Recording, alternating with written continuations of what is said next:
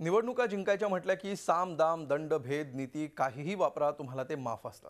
पिंपरी चिंचवडमध्ये राजकीय पक्षांच्या आरोप प्रत्यारोपांमुळे त्याची जाणीव आता सर्वांनाच होऊ लागली आहे।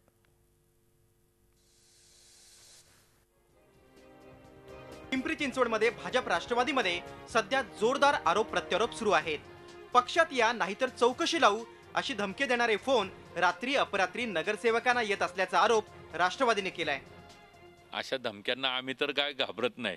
अशा कितीतरी धमक्यांना आम्ही म्हणजे याला उत्तराला प्रतिउत्तर आम्ही त्या ठिकाणी देऊ शकतो, एवढी आमच्या कार्यकर्त्यांमध्ये धमक आहे।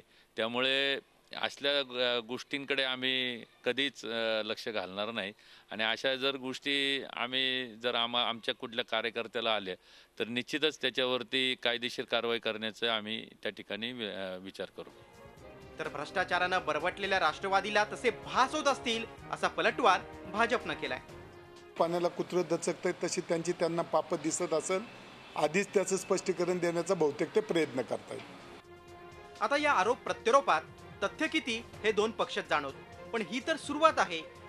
निवडणुकीमध्ये या पुढचेही आरोप प्रत्यारोप होणार आणि साम दाम दंडभेद नीतीचा वापर खुलेआम होणार यात शंका नाही।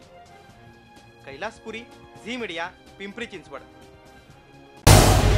झी 24 तास रहा एक पाऊल पुढे।